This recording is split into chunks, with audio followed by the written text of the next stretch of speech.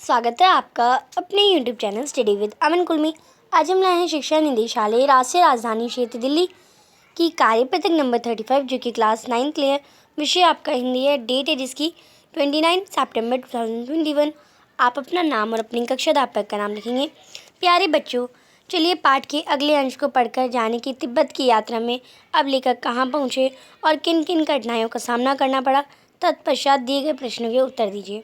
तो यहाँ पे आपको उनके आगे के सफ़र के बारे में बता रखा है। दूसरे दिन हम घोड़ों पर सवार होकर ऊपर की ओर चले। डांडे से पहले एक चाय पी और दोपहर के वक्त डांडे के ऊपर जा पहुँचे। हम समुद्र तल से 17-18 हज़ार फीट ऊंचे खड़े थे। हमारी दक्षिण तरफ पूरब से पश्चिम की ओर हिमालय के हज़ारों श्वेत शिखर चले गए थे। बीटे की ओर देखने वाले पहाड़ बिल्कुल नंगे थे। ना वहाँ बर्फ़ की सफ़ेदी थी, ना किसी तरह की हरियाली। उत्तर की तरफ बहुत कम बर्फ़ वाली चोटियाँ दिखाई पड़ती थी। सर्वोच्च स्थान पर डांडे के देवता का स्थान था, जो पत्थरों के ढेर, जानवरों के सींगों और रंग बिरंगे कपड़ों की झाड़ियों से सजाया गया था। अब हमें बराबर उतराई पर चलना था। चढ़ाई तो कुछ दूर थोड़ी मुश्किल थी, लेकिन उतराई बिल्कुल नहीं। यानी अगर हम चढ़ रहे हैं तो वो तो हमारे लिए मुश्किल होता है, पर अगर हम कहीं से उतर रहे होते हैं तो वो आसान होता है। शायद एक और सवार साथी हमारे साथ चले थे। मेरा घोड़ा कुछ धीमे चलने लगा। जो उनका घोड़ा था, जो लेखक है, उनका घोड़ा धीमे चलने लगा। मैंने समझा कि चढ़ाई की थकावट के कारण ऐसा कर रहा है, यानी वो इतना दूर तक चढ़ा है तो शायद कर रहा है और उसे मारना नहीं चाहता था।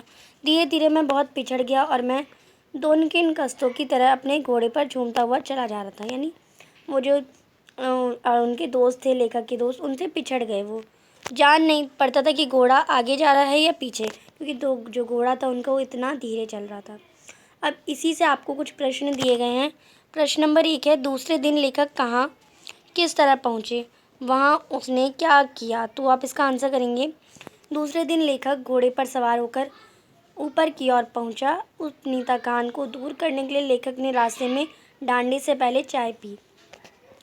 दूसरा प्रश्न है आपका, लेखक और उसका साथी कहाँ खड़े थे, वहाँ का दृश्य कैसा था। तो आप इसका आंसर करेंगे।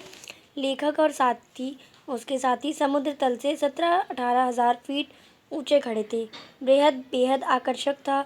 वहाँ से चारों तरफ केवल पहाड़ दिखाई दे रहे थे। प्रश्न नंबर 3 है, वहाँ के पहाड़ कैसे थे। तो कैसे थे वहाँ के पहाड़। आप इसका आंसर करेंगे। वहाँ के पहाड़ बिल्कुल नंगे थे। ना बर्फ़ की सफ़ेदी थी, ना ही किसी तरह की हरियाली थी। तो आप इसका आंसर कर लेंगे। प्रश्न नंबर 4 है, सर्वोच्च स्थान पर क्या था। डांडे के देवता का स्थान था, चीनी किला था, पहाड़ था, या सुनसान जगह थी। तो आपको पता है सर्वोच्च स्थान पर डांडे के देवता का स्थान था। लेखक के घोड़े की क्या दशा थी। वह बहुत धीरे धीरे चल रहा था, तेज चल रहा था, भाग रहा था, या मर गया था। तो लेखक का जो घोड़ा था वो बहुत धीरे धीरे चल रहा था। थकावट शब्द में मूल शब्द और प्रत्यय अलग करिए। तो आपको पता है थकावट में थका प्लस वट नहीं होगा, थकाव प्लस ट नहीं होगा, थक प्लस आवट और थका प्लस आवट। तो इसमें जो ग ऑप्शन है आपका वो करेक्ट हो जाएगा। थक प्लस आवट आपका मूल शब्द आपका थक है। और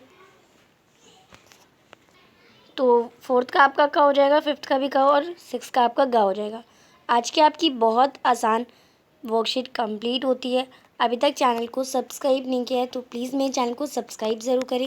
thanks for watching video. Bye bye guys.